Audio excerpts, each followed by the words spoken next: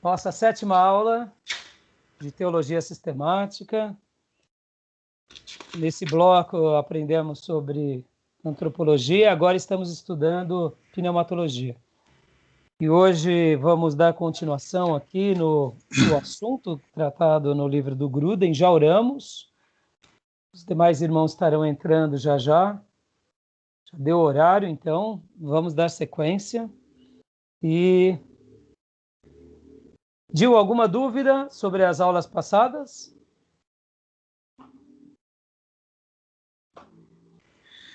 Tranquilo, pastor, tranquilo. Foi muito bom poder. Acredito que a gente tá crescendo. Eu, pelo menos, estou crescendo muito espiritualmente com essas aulas, né? Muito bom as leituras e as observações que o senhor coloca têm sido tremendas. Tava até comentando isso com o pastor Johnny. Tem sido muito lúcidas, assim, os seus comentários, assim. E as dúvidas que eu vou tendo, assim, normalmente eu pergunto pro senhor, né? Algumas, assim, eu esqueço. Eu tinha algumas dúvidas a respeito das leituras, mas agora mesmo acho que eu não vou lembrar.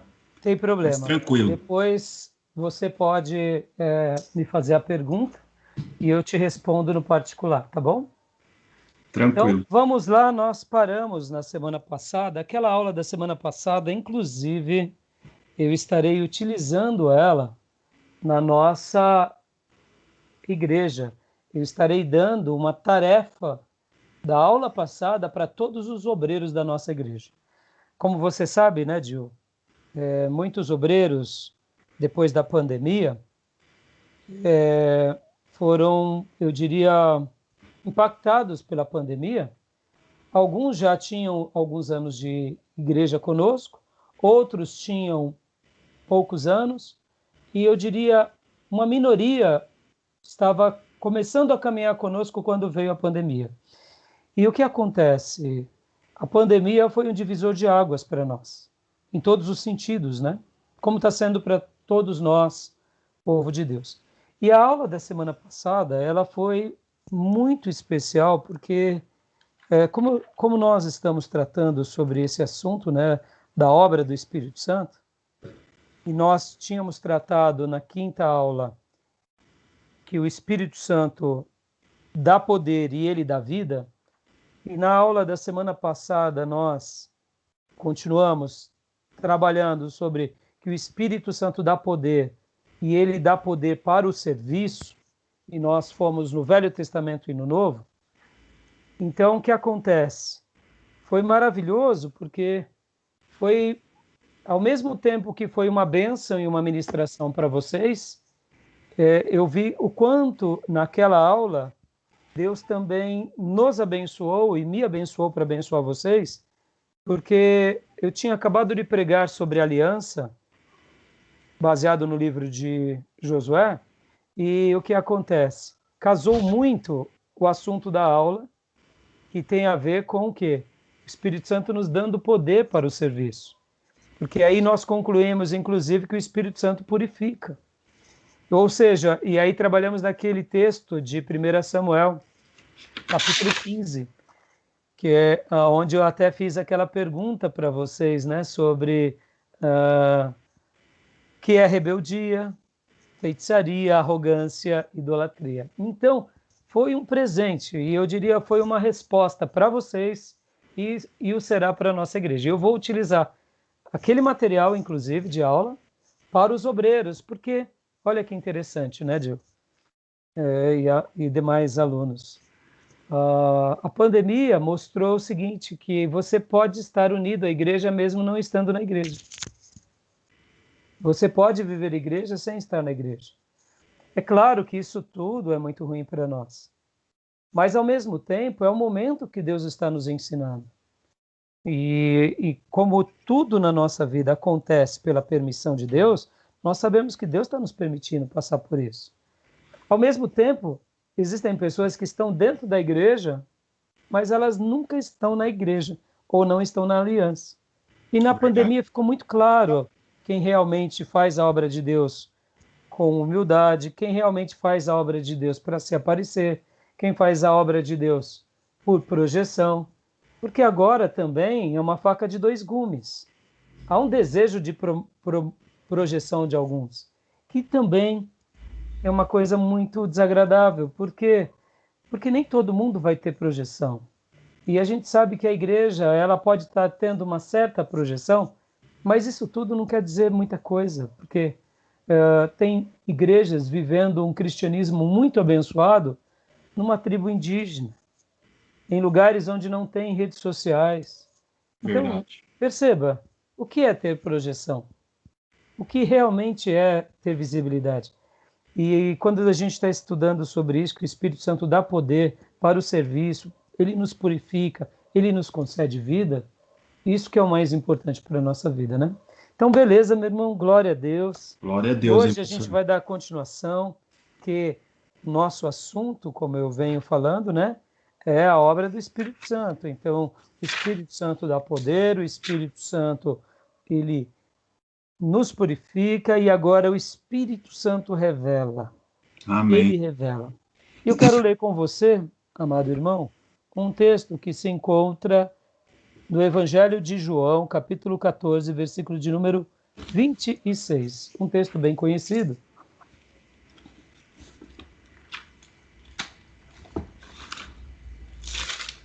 E eu pediria para o irmão, pode ler na sua versão? Capítulo 14. Versículo 26. Posso ler? Sim. Mas o Consolador, o Espírito Santo, a quem o Pai enviará em meu nome, esse vos ensinará todas as coisas e vos fará lembrar de tudo o que vos tenho dito. Glória a Deus. Glória a Deus. O conselheiro, o consolador, o Espírito Santo. No grego, a expressão aqui, conselheiro ou consolador, é parakletos. Para é uma expressão que significa ao lado. É aquele que está ao nosso lado, aquele que nos consola, aquele que está ao nosso lado nos consolando. E geralmente quem nos consola também tem uma função de aconselhar. Então é aquele que nos aconselha, é aquele que nos consola. Esse é um dos nomes do Espírito Santo. Paracletos. Paracletos, aquele que está ao lado. E o texto diz que ele ensinará todas as coisas e vos fará lembrar. Ele ensina. Eu poderia dizer que assim como Jesus foi o maior pedagogo que já existiu, o Espírito Santo também é um extraordinário pedagogo que continua nos ensinando e acomodando o conhecimento no nosso coração, na nossa alma e na nossa mente. Na pedagogia há uma expressão muito interessante que é transmitir o conhecimento, porque o professor ele é o transmissor do conhecimento. E uma das coisas mais difíceis desse docente, desse que ensina, além da tarefa nobre e linda e lúcida e eu diria brilhante que é poder ensinar, é acomodar o conhecimento em quem está sendo ensinado. Pode ver que existem grandes professores, mas isso não quer dizer que existirão grandes alunos, porque o professor, ao mesmo tempo que ele domine, que ele possa dominar toda a didática, todo o ensino, não necessariamente o aluno vai acomodar o conhecimento. O que seria acomodar o conhecimento é aprender de todas as formas aquilo que o professor está ensinando. E a Bíblia aqui diz que o Espírito Santo, que é conselheiro, que é consolador e também é paracletos, ele ensina e ele acomoda esse conhecimento no nosso coração. Então eu queria iniciar lendo esse texto. Glória a Deus. E ao mesmo tempo que estamos aqui, por enquanto, nessa classe só nós dois, eu sei que ele está aqui conosco. Então o desejo do meu coração é que ele nos ensine o Espírito Santo de Deus e que também, além de nos ensinar, que todo o ensino dele seja acomodado no nosso coração, na nossa mente, para que a gente possa frutificar tudo aquilo que ele espera de nós. Amém? Amém. Então, aqui no livro, página 535, hoje nós estamos no ponto C, que foi onde paramos. O Espírito Santo revela. Deixa eu te fazer uma pergunta, Gil.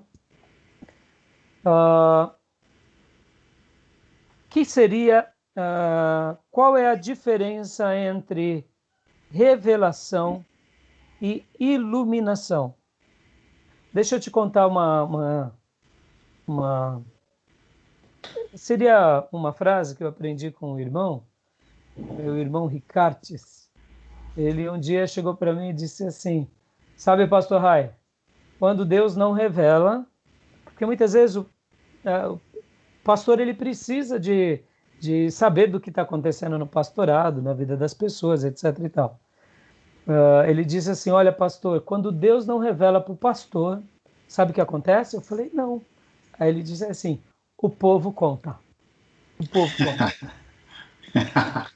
Eu dei risada e louvo a Deus, porque, olha, É verdade, né? é verdade, né?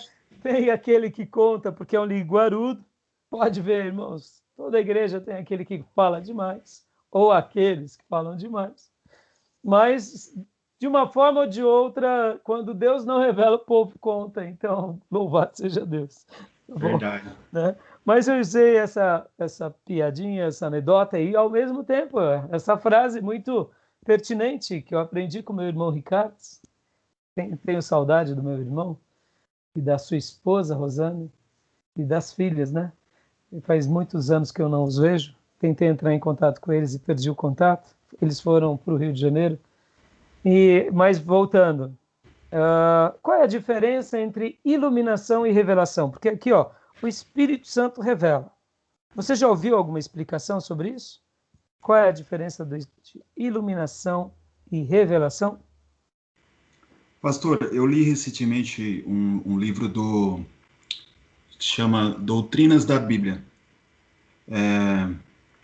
E eu lembro um pouco que falava a respeito disso que o senhor acabou de me perguntar. Eu não sei falar com as palavras corretas que estavam lá, mas pelo que eu me lembre, revelação é aquilo que Deus deu para todos os seus apóstolos, aqueles que escreveram as escrituras, colocaram as letras nas escrituras, foi revelado a eles, né, as palavras do Senhor. E a nós há apenas uma iluminação a respeito de tudo isso que eles colocaram nas escrituras. Eu tenho para mim que se define basicamente nisso. Não sei se estou correto. Se fosse uma prova, você tiraria 10. Está corretíssimo. Glória a Deus. Que bom. Glória a Deus. É isso mesmo. A revelação foi quando Deus se mostrou aos seus filhos no passado, aos patriarcas, aos profetas, depois aos apóstolos e discípulos. E todos aqueles que receberam a revelação de Deus, a grande maioria deles, Deus permitiu e pediu que eles registrassem, e é por essa razão que temos a Bíblia. Então, a Bíblia é a revelação de Deus. Agora, existem revelações que possivelmente Deus não quis que fosse escrito, ou pelo menos Deus não quis que fosse registrado para que fosse útil ao seu povo em todos os séculos. Por exemplo, vamos pegar um exemplo aqui. Quando nós lemos, por exemplo, que os magos do Oriente foram ao encontro de Jesus seguindo aquela estrela. Certo. Nós não temos no Velho Testamento uma profecia a esse respeito. Possivelmente essa foi uma profecia dirigida aos filhos de Deus quando eles estavam em Babilônia. E lá se perdurou essa profecia, e quando realmente houve o advento do nascimento de Jesus, eles seguiram a estrela até chegarem em Belém. Porque o texto de Mateus e dos evangelhos dão uma ideia de que eles estavam seguindo algo que já sabiam, não era por acaso. Não foi assim, estamos aqui simplesmente porque somos astrólogos. Não, eles tinham alguma direção. E então nós entendemos, pelo menos essa é a minha leitura, que aquela profecia foi específica para os judeus e para os babilônicos, no caso agora convertidos, que realmente guardavam essa mensagem. Então, existem poucas profecias que Deus não quis que ficasse na Bíblia. A grande maioria está na Bíblia. A grande maioria. Então, essa é uma... Quando nós falamos assim, essas são as revelações. E a iluminação é quando nós compreendemos a revelação. Ou seja, o Espírito Santo revelou, usando os seus servos. E essas revelações foram escritas e foram fechadas. E agora, o próprio Espírito Santo ilumina a revelação para nós hoje. Como aplicar, como entender. Por exemplo, domingo eu preguei sobre Josué capítulo 5. Falei sobre Gilgal. E quando eu comecei a minha mensagem, eu falei assim, olha, irmãos, Gilgal aconteceu uma vez na história do povo de Israel, com Josué, primeiro acampamento. Ali eles fazem a circuncisão. Mas as lições espirituais de Gilgal aconteceram eternamente, porque uma coisa é a interpretação, ela é única, e outra coisa é a aplicação, ela pode ser eterna. Então, quando nós interpretamos a Bíblia tem uma única interpretação. Mas quando a gente aplica as doutrinas espirituais da Bíblia, elas podem ser aplicadas aonde existir fé e aonde existir um servo de Deus. Mais para frente, com as demais matérias, você vai entender perfeitamente essa separação. Mas, voltando ao ponto, revelação é isso, é quando Deus se revela. E o Espírito Santo, ele registra. E iluminação é quando o Espírito Santo traz luz, iluminação ao nosso coração. Agora, é claro, eu mesmo, muitas vezes, enquanto estou pregando, no calor da oratória, falo assim, irmãos, Deus me deu uma revelação. Porque, de uma forma geral, nós, avivados pentecostais, quando a gente tem uma iluminação, a gente acaba esquecendo de falar iluminação, a gente usa o termo revelação. Mas, teologicamente, está errado. E quando depois eu estou me ouvindo e falo, meu pai, esqueci de usar iluminação. Então, o correto na teologia é usar iluminação. Tá bom, irmãos? Então, mas hoje seria certo afirmar que não existe mais revelação, pastor? Seria certo, porque ela já está fechada. Entendeu? Já está fechada. A revelação já está fechada. É que, de uma forma simplória, nós usamos revelação quando temos, por exemplo, na minha mensagem de domingo, eu falei o seguinte, que Gilgal, naquele momento, Josué, no capítulo 5, recebe uma instrução de Deus. Pegue pedras, faça pedras como faca e circuncide toda a nação de Israel. E aí ele faz isso. E ali na minha mensagem eu disse o seguinte, olha, irmãos, dentre todos os habitantes que foram circuncidados aqui, aquele soldado Acã, que pegou a capa babilônica, lembra do episódio? Lembro. Porque quando Deus depois, nos capítulos em diante, vai falar sobre Jericó, Deus diz, não peguem nada, porque tudo vai ser destruído e o que for para ser recolhido vai ficar no tesouro do Senhor, que seria prata, ouro e algumas coisas preciosas. E ele vai e pega, ele esconde. Depois, na outra batalha contra a cidade de Ai, ele acaba passando por aquele episódio que é a derrota.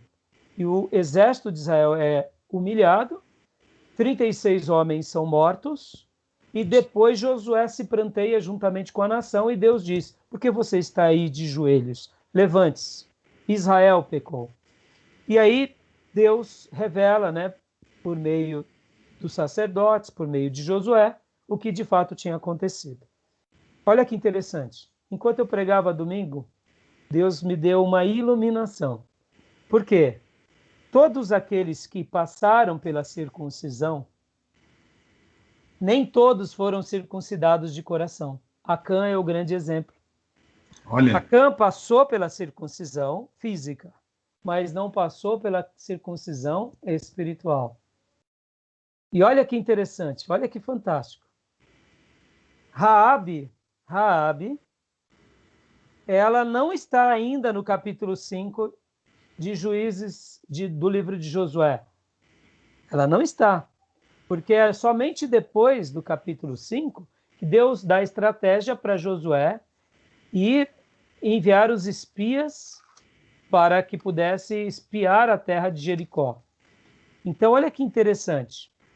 Quando Deus se revela e diz aqui, o capítulo 5, para Josué e para todo o contingente dos israelitas ali em Gilgal, Raabe não sabia de nada disso. Raabe não estava passando pela circuncisão, em primeiro lugar porque ela é mulher, as mulheres não passavam, mas elas se incluíam debaixo da autoridade dos homens, e até porque os espias ainda não tinham sido enviados. E olha que fantástico, que coisa extraordinária. Nesse exato momento, quando tudo isso acontece, os filhos de Deus passam pela circuncisão, as mulheres não passam, mas elas creem no coração. Raabe é uma moabita, uma prostituta. Ela ainda não passou pela circuncisão, mas na primeira ocasião que ela ouviu a mensagem do Deus de Israel, o coração dela foi circuncidado. Ela creu. Olha que fantástico. Tremendo. Ela não passou pela circuncisão física, mas ela viveu a circuncisão na alma. Então, fantástico. Então, essas palavras, essa comparação e esse trocadilho que eu fiz na minha mensagem, eu acabei dizendo isso. Eu disse que muitas vezes você passa pela circuncisão, você passa pelo batismo, no caso, no Novo Testamento, mas você não é circuncidado no coração. E tem pessoas que não passam pelo batismo, mas têm os seus corações circuncidados. Olha que fantástico. Olha que Glória a Deus. Então isso é uma iluminação. Isso é uma iluminação. E eu disse, então, mas muitas vezes no calor da oratória, eu mesmo falei, irmãos, olha só essa revelação que o Espírito Santo... E depois que eu estou me ouvindo, eu falo, meu pai, não pode, está errado. Mas isso acontece. Os nossos irmãos pentecostais costumam fazer muita confusão sobre isso. Eles falam, Deus me deu uma revelação. Na realidade, eles estão tendo uma iluminação, entendeu? Amém. Me entenda, não é que Deus não pode, Deus tudo pode. Mas ele deixou a sua revelação fechada para que não houvesse, ocorresse, mais confusões entre o povo de Deus. Vamos imaginar a seguinte situação. Irmão Ari, graça e paz, seja bem-vindo, filhão. Eu vi que você entrou.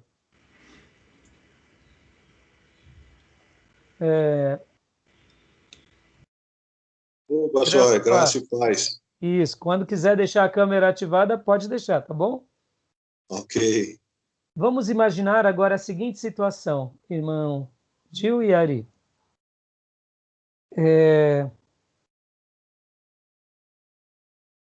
Eu estava falando, fui cumprimentar o Ari. Perdi o fio da meada. Estou falando da situação falando da Raabe. Raabe. Ah, lembrei. Estava falando sobre a revelação. Quando Deus pode se revelar hoje, claro que ele pode. Mas a revelação que ele fizer para mim servirá para a igreja de todos os séculos? Creio que não. Está entendendo? Vamos imaginar que Jesus se apresente para você e para mim. Jesus se revelou para Paulo? Sim. Mas Paulo foi o 13º, 14º apóstolo. A gente chama ele 13º, mas Barnabé também era, para mim, um apóstolo. E para mim foi antes de Paulo, mas vamos pôr Paulo como 13º. Paulo teve a revelação de Cristo. E Paulo foi separado para escrever a revelação de Deus para as igrejas dos seus dias e para todas as demais igrejas. Mas vamos imaginar que ao longo desses 2000 anos, Jesus se apresente para alguns filhos dele e filhas, igrejas. É uma revelação? Claro que é. O Cristo ressurreto entrando na nossa vida, entrando na nossa sala, falando conosco. É. Mas a gente entende que essa revelação, ela foi para aquela pessoa, para aquela comunidade, para aqueles irmãos. Não necessariamente servirão para que seja um mandamento para todos os cristãos dos outros séculos que possam vir e existir. Deu para compreender? Sim, nós não descartamos, mas nós não colocamos em pé de igualdade da Bíblia. É por essa razão que nascem as seitas, porque as seitas elas pegam e e aparece um anjo, como foi no caso É isso que eu ia falar agora. e aí eles colocam a Bíblia ao lado De pé das suas igualdade, né? revelações. Você está entendendo? Então, isso dá uma ideia também muito legal, Gil, sobre a questão do quê? Da profecia. Deus nos dá a profecia hoje? Dá. Mas a profecia de um irmão hoje, ela deve ser colocada em pé de igualdade à profecia bíblica? Não. Jamais, né? Porque a profecia que Deus dá para nós hoje, eu coloco assim, Gil, ó, ela serve como uma bênção para a minha vida, para a nossa nação, mas não necessariamente para todas as igrejas a partir de hoje. Você entendeu? É por isso que Deus deixou o livro sagrado e por isso que o escritor sagrado, o Espírito Santo, que é o grande escritor, ele é o autor principal, o Espírito Santo. Usando a boca de Paulo, ele disse: se alguém escrever alguma coisa fora do evangelho, que seja considerado anátema. E Paulo se inclui aqui, dizendo: se eu mesmo escrever. Por isso que a revelação, acreditamos, está fechada. E é por essa razão que temos aquelas instruções no livro de Apocalipse. Se alguém acrescentar ou se alguém tirar do livro da profecia deste livro. E ali a gente entende que não é apenas o livro de Apocalipse, mas é todos os livros sagrados. Tá bom? Beleza? Amém. Ficou claro? Amém, ficou Então, claro. você viu? A gente já antecipou aqui 2 pontos do livro, tá bom? Mas vamos ler o livro? Graça e paz, Felipe. Seja bem-vindo. Paz, pastor. Desculpa a demora, viu? Foi nada. Tanto você quanto o Ari podem liberar a câmera, tá bom? Para Já ficar... libero já. Tá bom. Olha, página 535 do livro. Quem está com o livro aí? Amém. Você está com o livro aí, Gil? Eu estou. Então pode ler. O Espírito Santo revela. Revelação aos profetas e apóstolos. Pode dar continuação. No capítulo 4, discutimos de modo bem detalhado a obra do Espírito Santo, revelando as palavras de Deus aos profetas no Antigo Testamento e aos apóstolos no Novo Testamento. Em muitos casos, de tal maneira que elas podiam ser colocadas literalmente nas Escrituras. Veja, por exemplo, Neemias 24, versículo 2, e Ezequiel, capítulo 11, versículo 5, Zacarias, capítulo 7, versículo 12, e etc.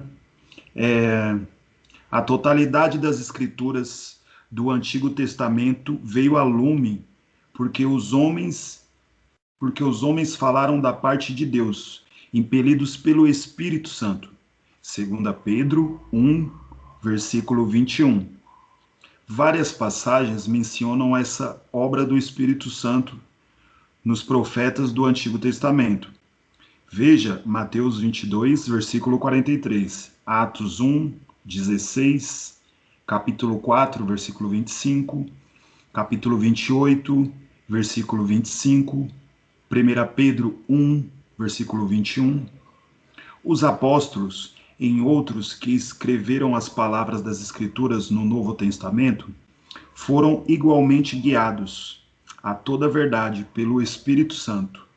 João, capítulo 16, versículo 13, que também falou aos apóstolos o que tinha ouvido do Pai e do Filho, e declarou-lhes as coisas que hão de vir. João 16, versículo 13, Efésios 3, versículo 5.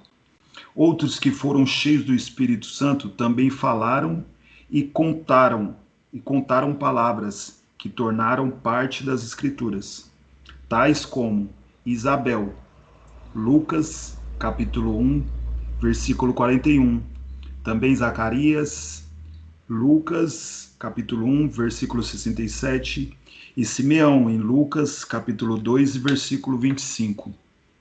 Tá ótimo até aí, Gil. Então, quando o autor aqui cita o capítulo 4, ele está mencionando o seguinte: o capítulo 4 fala as 4 características das Escrituras, e ele começa falando sobre a autoridade das Escrituras. O capítulo 5 do livro vai falar sobre a inerrância das Escrituras. O capítulo 6 vai falar sobre a clareza. 7, a necessidade. 8, a suficiência. E assim, é um capítulo muito bom, né? A parte 1 do livro, que fala a doutrina da palavra de Deus, ou como chamamos, bibliologia, que você vai ter juntamente com a Ari mais para frente. Então, nós sabemos que a palavra de Deus, ela realmente ela foi dada a homens piedosos, consagrados, como revelação, revelação escrita. Ontem uma irmã, uma jovem obreira da nossa igreja, ela me mandou uma mensagem, ela falou, Pastor Rai, eu vou pregar amanhã no culto da União Feminina e eu estou com uma dúvida. Quanto tempo demorou para ser escrito a Bíblia? Eu estou pesquisando pela internet e eu estou com algumas dúvidas. E aqui até quero dar uma explicação para vocês, e isso serve inclusive para ela também. A internet ela é muito boa, irmãos, mas a internet ela tem tudo. Ela tem o que presta, o que não presta, ela tem ensinos ortodoxos, com bons fundamentos, né? E ela tem também heresias. Então, quando você busca pela internet, não dá para a gente saber direito. Quando a gente vai fazer uma pesquisa pela internet, a gente tem que ter alguns critérios para que a gente não caia. Então, um dos critérios é a gente entrar no Google acadêmico, ou se não entrarmos, por exemplo, nas bibliotecas dos bons seminários. E lá na biblioteca dos bons seminários, pegarmos os estudos daqueles seminários, no nosso caso. Então, toda pesquisa da internet, por exemplo, se você está querendo uma hora aprender mais sobre um assunto, então procure canais oficiais ou universidades sobre o assunto. E aí você entra dentro daquela universidade, da biblioteca dela, e ali você estuda com mais propriedade. Porque como que nós fazemos para comprar um bom livro? Primeira coisa é conhecer o autor. Segunda coisa é conhecer a editora. E assim, pelo menos, a gente vai errar menos. Porque, geralmente, o autor ele diz muito de quem ele é. E a editora diz muito de que tipo de obra ela produz. Então, um iniciante nos estudos, podem ver, um pastor, geralmente, ele tem muito trabalho com crentes novos convertidos, porque todo mundo vai jogando o livro na mão dele, ele vai lendo, e depois ele fala, pastor, eu vi uma coisa, eu li um livro do irmão que teve revelações do inferno. Aí o pastor, né, já fica com a careca, no meu caso, com os pelinhos da careca arrepiado, falando, ai meu pai do céu, onde o irmão está comendo? Né? Porque muitas vezes ele se impressiona, são histórias, ele até acha que aquilo é real, mas será que aquilo é um bom material mesmo? E aí fica uma dúvida, porque pode ser que não seja um bom material, tá entendendo? Porque de fato, nem sempre será um bom material, porque nós devemos saber isso, editora, principalmente o autor, editora, os editores que representam aquela editora, aquela obra, e aí vai. Então, na internet, essa irmã me falou isso para mim, aí eu disse para ela, olha, filha, deixa eu só te dizer uma coisa. Esse livro que você segura na mão, ele tem por volta de 1.500, entre 1.500 anos a 1.600 anos. Ele começa a ser escrito pelo dedo de Deus nas tábuas dos 10 mandamentos. O Decálogo. A revelação escrita começa quando Deus se revela a Moisés no Monte Sinai. E Deus começa a escrever os 10 mandamentos e dá para Moisés. Logo depois disso, vem Deus para Moisés e diz, escreva tudo. E aí Moisés, então, com a pena dele, começa a escrever. Então, com Moisés, por volta do ano de 1450, começa a revelação escrita, por volta disso. Antes de Moisés, 550 anos atrás, com Abraão, ou seja, no ano 2000 a.C., Deus se revela a Abraão. Lá chamamos de revelação oral. Tanto Abraão, quanto Isaac, como Jacó, como José, e todos esses irmãos, até os dias de Moisés, era feita a tradição oral. Era passado de pai para filho. Somente com Moisés começou a revelação escrita. E Moisés começa escrevendo, escreve desde a eternidade, pegando o jardim do Éden, a queda, a geração ali antes do dilúvio, Noé e o dilúvio, a geração depois do dilúvio, até Abraão. O próprio Moisés escreve os patriarcas até José. E depois o próprio Moisés começa a registrar a própria história dele e todo o povo do deserto, até a morte dele. Entendemos que na morte dele foi Josué quem escreveu sobre a morte dele, porque foi o líder que sucede Moisés. Porque como Moisés ia relatar a morte, se ele estava morrendo. Então a gente entende que aquela parte final foi a pena de Josué. Então, essa revelação continua sendo feita em todo o Velho Testamento e Deus continua levantando seus servos, seus profetas, seus sacerdotes, seus levitas. E Deus continua fazendo isso em momentos esporádicos até chegar no ano 400 com o profeta Malaquias. E depois vem a história de Jesus, que é registrada pelos apóstolos. E aí Deus levanta, então, os apóstolos e os discípulos para registrar agora a história de Jesus e também para registrar a história da igreja. E o apóstolo João escreve o seu evangelho e o Apocalipse por volta do ano 100. Então fecha-se a revelação. 1450 anos antes de Cristo, mais 100 anos depois de Cristo, somam-se por volta de 1550 anos. Mais de 50 autores, ou por volta de 50 autores, desde profetas, reis, sacerdotes, até pastores de ovelha, boiadeiros, pessoas, homens e mulheres, escreveram esse livro. Olha que fantástico. Estou fazendo essa síntese, vocês estudarão mais sobre isso em bibliologia, mas nós estamos segurando um livro em que o autor bendito é o Espírito Santo, e ele se perdura durante quase 1.600 anos, dando a revelação ao seu povo.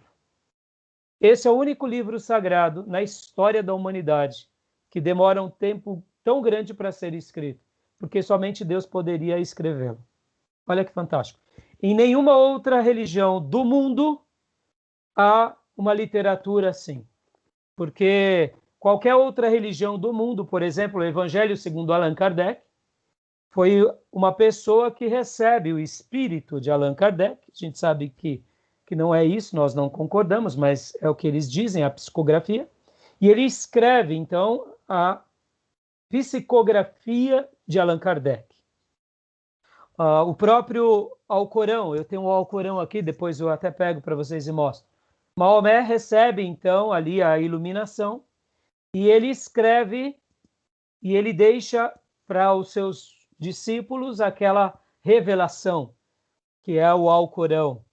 Então, todas as religiões, quando não, passa-se pelo seu fundador, e tem ali, talvez, alguns outros que se unem a ele, que são, eu diria, aqueles homens que compõem as suas revelações doutrinárias. Em outras palavras, é uma ou duas gerações que são, eu diria, os instrumentos dessa revelação para aquelas religiões. Mas nenhuma religião tem, por exemplo, uma revelação que demora algo assim 300 anos, 500 anos, ou como no caso da Bíblia Sagrada, que nós temos a tradição judaica e cristã. A gente segura na mão a revelação de Deus. E é por isso que esse livro somente Deus poderia ter escrito. E por isso que Deus fecha. Porque é como se Deus dissesse: meus filhos, eu, ao longo da história do meu povo, da história da minha igreja, do derramamento do meu espírito e do novo projeto, que é a criação da igreja minha, eu estou fechando a revelação, porque agora, se vocês quiserem saber a minha linguagem, me conhecer, está tudo aí, nesse livro tão especial, composto por 66 livros. Então é fantástico isso. O Espírito Santo revela aos profetas, ele revela aos apóstolos. Alguma dúvida até aí? Alguma pergunta?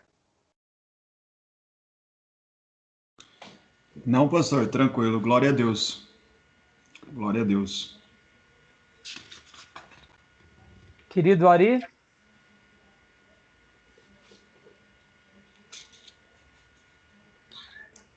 Tranquilo por enquanto.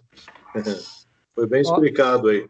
Joia. E pode deixar a mulher fazendo comida aí depois a gente, uma hora, quando acabar a pandemia, quer conhecer essa cozinha aí, hein? Tá certo. Tô brincando ali. Né? Isso que é legal, a aula ela é real, né? Vocês entram na minha casa, eu entro na casa de vocês e vivemos um pedacinho da igreja, né? Amém. É porque na semana passada eu brinquei com a Ari, falando, Ari, eu vi a sua esposa lá, estava na tarefa enquanto você estava só na aula, né? Então, não atrapalha nada não, viu, Ari? É assim mesmo. Hoje ela já não está fazendo. Ah, mas não dá? Como que vai cuidar do rei aí? Como vai cuidar do rei? Então tá bom. Já deixou pronto já. Opa, então maravilha. Voltando aqui a uma explicação, irmãos, vocês notam como é grande a palavra de Deus? Vocês percebem quando nós dizemos que nós não precisamos de mais nada? É por isso, irmãos. Deixa até, o Felipe Ente, ele passou pela aula já de bibliologia, né, Felipe? Por isso que talvez está mais do que aprendido, né? Mas olha só que interessante, irmãos. Quando nós vemos alguns pastores dizendo que precisam fazer uma reinterpretação da Bíblia, a gente tem vontade de chorar, entendeu, irmãos? Vocês entendem? Porque na realidade não tem reinterpretação. Ela é inerrante, irmãos. Ela é inerrante. Ela é infalível. Ela é um livro de autoridade. Ela é uma palavra, ela é a palavra de Deus. O que nós precisamos é resgatar as lições dela para a nossa vida em cada momento da nossa existência. E acreditar que esse livro tem a resposta para nós. Porque esses pastores que muitas vezes dizem a gente está fazendo uma reinterpretação, é que eles estão querendo mudar algumas doutrinas para que as suas igrejas recebam certos grupos. E, queridos, isso é errado. Nós não precisamos fazer isso. Na realidade, o ser humano que tem que se ajustar à palavra de Deus e não a Bíblia tem que se ajustar à sociedade. Porque, irmãos, uma outra explicação aqui. O nosso curso que estamos fazendo, chamamos de teologia, né? O que você acha desse nome? Tá certo esse nome? Eu faço teologia. Estudo de Deus? O que vocês acham? É complexo, né? É difícil estudar Deus, né? Entendeu? E aí, Ari? Acho que seria o estudo da palavra de Deus, né? Mas como a palavra é simplificada aí, né? Deus, logia, estudo, né? Mas na realidade a gente estuda a palavra dele, né? Parabéns. Exatamente. Vou traduzir.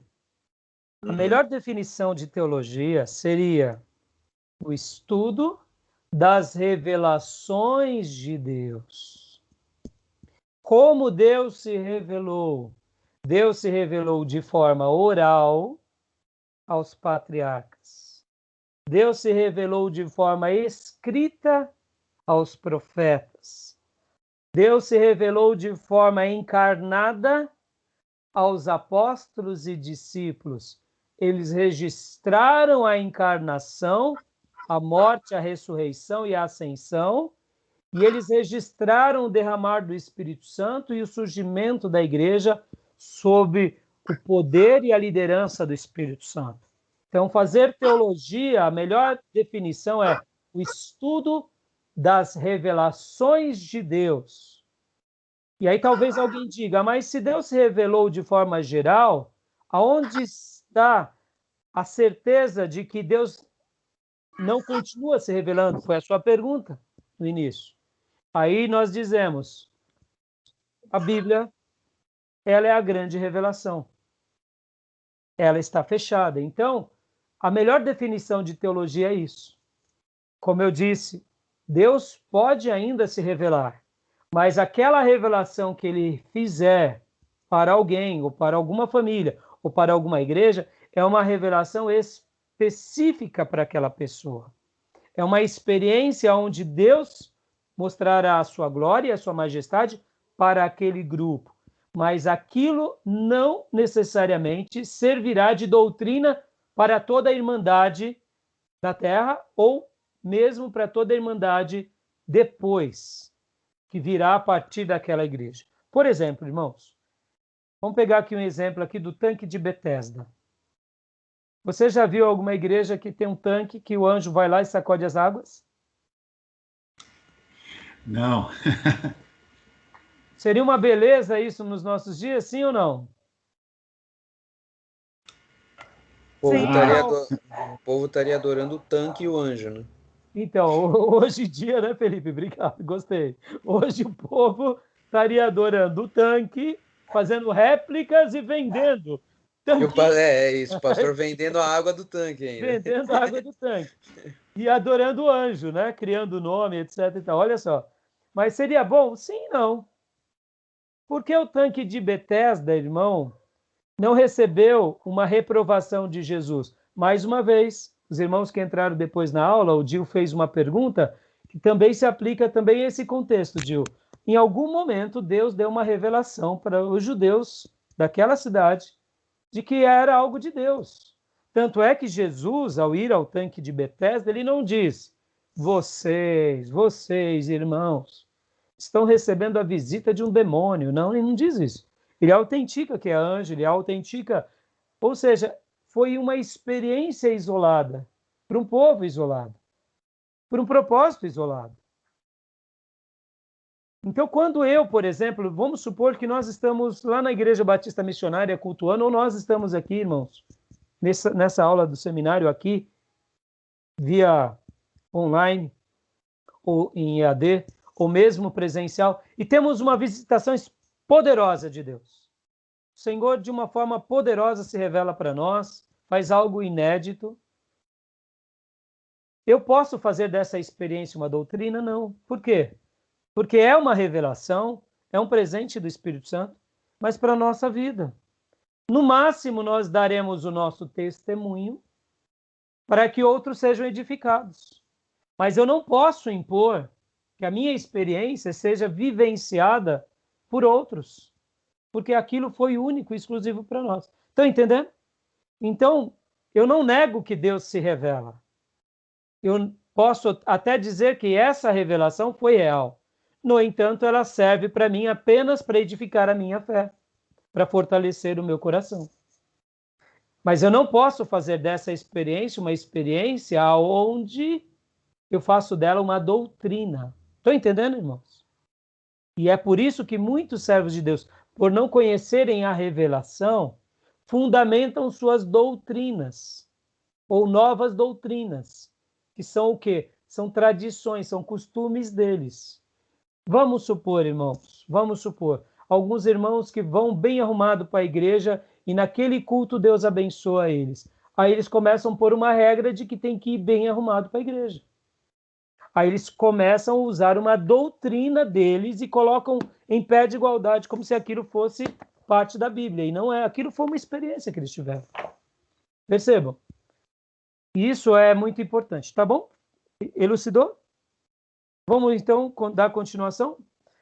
Vamos lá, Felipe Rente, lê para nós, página 536. Irmãos, agora hoje vamos correr no livro. Essa parte eu quero degustar, como eu falei para vocês, com bastante cautela. Então a gente vai mergulhar. Qualquer dúvida, vão tomando nota aí, tá bom?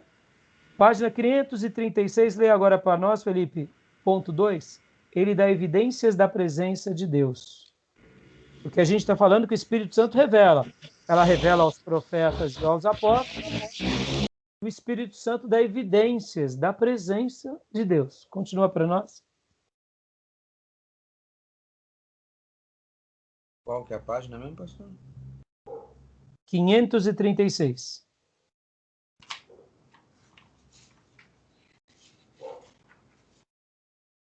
Ele dá evidências? Isso. 2. Ele dá evidências da presença de Deus. Às vezes se afirma que a obra do Espírito Santo não é chamar a atenção para si mesmo, mas antes dar glória a Jesus e a Deus Pai. Porém, isso parece uma falsa dicotomia, não sustentada pelas Escrituras. É evidente que o Espírito Santo glorifica Jesus, João 16,14, e dá testemunho dele, João 15,26, Atos 5,32, 1 João 2,3, 1 João 4,2. Mas isso não significa que ele não torne conhecidas suas próprias ações e palavras. A Bíblia tem centenas de versículos que falam sobre a obra do Espírito Santo, tornando-o conhecida, e a própria Bíblia foi falada ou inspirada pelo Espírito Santo. Além disso, o Espírito Santo com frequência fez-se conhecido por meio de fenômenos que indicavam sua atividade, tanto no período do Antigo Testamento como na época do Novo. Isso foi verdade quando o Espírito Santo veio sobre os 70 anciãos escolhidos para trabalhar com Moisés, e eles profetizaram, Números 11, 25 e 26. E também quando o Espírito Santo veio sobre os juízes para capacitá-los a realizar grandes obras de poder, Juízes 14, 6, 19, 15, 14 e tchau. Nesses casos, as pessoas podiam ver o efeito do Espírito Santo vindo sobre os servos do Senhor. Isso foi verdade também quando o Espírito Santo veio poderosamente sobre Saul, e este profetizou com um grupo de profetas, lá em 1 Samuel 10, 6 e 10. E ocorria com frequência quando concedia poder aos profetas do Antigo Testamento para que fizessem profecias públicas. O Espírito Santo também tornou sua presença evidente de modo visível quando desceu como pomba sobre Jesus, em João 1,32. Ou veio sobre os discípulos no Pentecostes como som de um vento impetuoso e com línguas visíveis de fogo, Atos 2, 2, 3. Além disso, quando o Espírito Santo foi derramado sobre as pessoas, e estas começaram a falar em línguas ou a louvar a Deus, de modo extraordinário e espontâneo. Veja Atos 2, 4, 10, 44 a 46, Atos 19, 6. O Espírito Santo com certeza tornou conhecida a sua presença, e Jesus prometeu que o Espírito Santo em nós seria tão poderoso a ponto de parecer um rio de água viva, fluindo do mais profundo do nosso interior. Veja João 7,38. Símile que dá a entender que as pessoas estariam conscientes de uma presença que seria percebida de alguma maneira. Na vida pessoal dos crentes, o Espírito Santo não esconde totalmente sua obra, mas sim faz-se conhecido de diversas maneiras. Ele dá testemunho com o nosso espírito de que somos filhos de Deus, Romanos 8,16, e clama, Abba Pai, Gálatas 4,6. Provê uma garantia ou um pagamento inicial de nossa futura comunhão com Ele no céu, 2 Coríntios 1, 22, 5, 5. E revela seus desejos para nós, de modo que possamos ser guiados por eles e segui-los. Romanos 8, 4, 16, Gálatas 5, 16 ao 25. Concede dons que manifestam sua presença. 1 Coríntios 12, 7 ao 11. De tempos em tempos opera sinais miraculosos e prodígios que atestam de maneira poderosa a presença de Deus na pregação do Evangelho. Hebreus 2, 4. Conferir 1 Coríntios 2, 4. Romanos 15, 19. Parece mais exato, portanto, dizer que, embora o Espírito Santo glorifique Jesus, ele também muitas vezes chama a atenção para a sua obra e dá evidências reconhecíveis que manifestam sua presença. De fato, parece que um de seus propósitos principais na era da Nova Aliança é manifestar a presença de Deus, dar indicações que tornam clara a presença de Deus, e quando o Espírito Santo opera em várias maneiras que possam ser percebidas por crentes e incrédulos, isso encoraja as pessoas a crer que Deus está perto, trabalhando para cumprir seus propósitos na igreja e para abençoar o seu povo. Obrigado, filhão. É isso aí, ele dá evidências da presença dele. Agora, deixa eu fazer uma pergunta aqui para vocês. Alguma dúvida sobre o texto? Tranquilo, irmãos? Não. É comum. Qual é a minha pergunta? É comum nós orarmos diretamente ao Espírito Santo? Ou dirigirmos a ele palavras de louvores? Ou adorarmos ele de uma forma mais íntima? É comum? Não é. Não é. Não é. E fica aqui eu diria, uma orientação. Qual é? Faça isso. Eu não tenho dúvida que ele se alegrará. Porque ele é Deus, ele é trino. Assim como o Pai ama ser adorado, o Filho ama ser adorado, o Espírito Santo também ama ser adorado. Ele acaba sendo adorado quando nós nos dirigimos a Deus e agradecemos a Deus por sua santa presença. Ele acaba sendo adorado quando nós louvamos o Pai.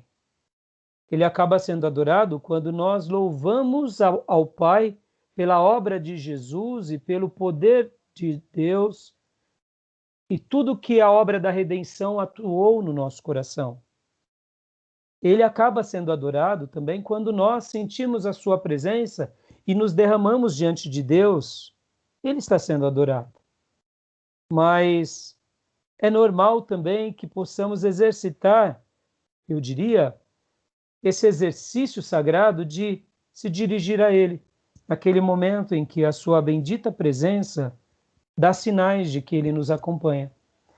Assim como também nós podemos e devemos nos dirigir a Ele desesperadamente, como fez Davi, em momentos em que o entristecemos com os nossos pecados.